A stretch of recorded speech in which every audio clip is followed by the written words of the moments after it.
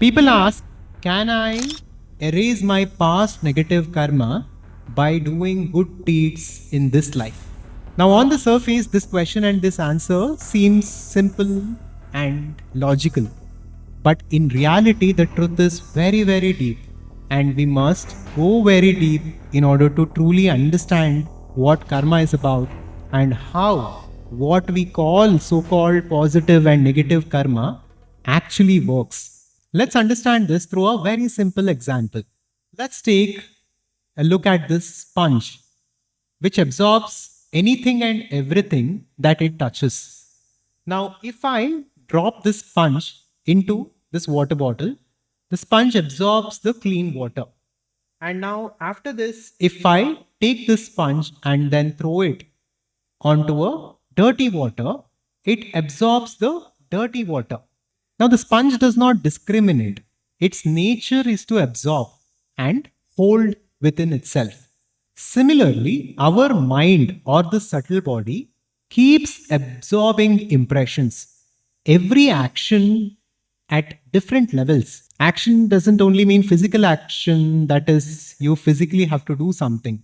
Even the thought that you're thinking is a kind of action. It is subtle action, it is mental action. And then there are deeper actions that will happen at a tendency level. Now, all of these things constitute karma. Whatever we are doing, the subtle body absorbs it. It simply remembers it. It takes in the impressions of it and it holds within itself. That is the nature of ego or identity. It holds on to things. Now, again, when we come back to the example of the sponge, when I threw the sponge on the dirty water, it didn't mean that the clean water that was within it somehow vanished. Or when I bring it from the dirty water and then put it into a clean water, it doesn't mean that the dirty water that is within it somehow vanished. It simply holds on to everything that it comes in contact with. So that is how it works. Our subtle body holds on to all impressions. A positive impression need not negate a negative impression that is older. It simply remembers both as a memory. Now, if this is the case, then how can we overcome karma? How can we remove that water from the sponge? Now, generally, there are two ways in which karma can be dissolved. Number one, it's simple. That is what happens for most of us. We come onto this planet to burn karma, to use our karma in order to live our life and basically to empty the karma that we hold within ourselves. This is called prarabdha karma, the part of the karma that we bring to current life so that we can burn it and we can make use of it and empty it down. Now, how does this emptying happen? Living a life in this world of Maya is like squeezing a sponge. It literally feels like that sometimes. When things happen in our life and when we go through suffering, it literally feels like we are being squeezed. That is how we can let go of karma, because karma dissolves through action and through various experiences that we experience in this world. Let's say we have a certain kind of a positive karma that we have brought into this world, right? Now, because of which we will experience a certain level of prosperity or health or something else in this present life, through which that karma dissolves itself. And similarly, a negative karma can bring a negative sort of an outcome in our lives. This is a common idea and understanding, and this is actually how karma unfolds as our swabhava, our identity, and our tendencies and our actions, and again, life experiences through which that karma gets dissolved. But there is a higher way. There is a Vedantic way. This is a way which is recommended for a spiritual seeker, where we can transcend karma altogether, where we can completely move away from karma, disidentify and establish ourselves in that consciousness, in that awareness. Now, how does this work? Maybe the sponge analogy will not work properly for this explanation. It's a little deeper.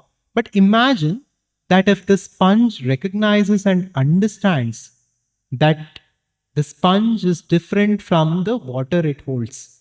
The sponge is neither the clean water that it holds within itself nor the dirty water it holds within itself. It is something beyond its accumulations. Now, that is when the sponge is internally free of all accumulations and all attachments. Now, that is one way to look at it. When we become conscious and aware that we are not the body and we are not the mind, and we are also not the ego, but we are that consciousness which is beyond all these levels of identifications, then karma has no hold on us because we are beyond karma. Karma only has association to our ego for our identity, not for who we actually are, not for the infinite consciousness. Nothing can hold on to consciousness, nothing can affect consciousness. Shankaracharya said this in Aparoksha Anubhuti. That which you truly are is ever free, untouched by virtue or vice. This is the highest solution. Yes, good deeds purify the mind. They prepare you, but they don't erase the past karma like an eraser on a paper. True freedom comes only when you recognize, I was never the karma to begin with, neither positive nor negative. So the good deeds do not erase your past bad karma. That is not how karma works.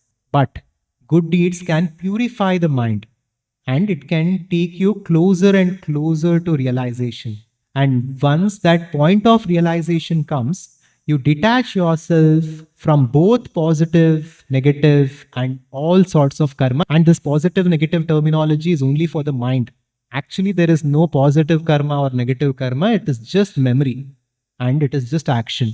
And our goal should be simply to detach ourselves from all identifications and accumulations. That detachment in turn gives us everything that we seek and more. That is the paradox.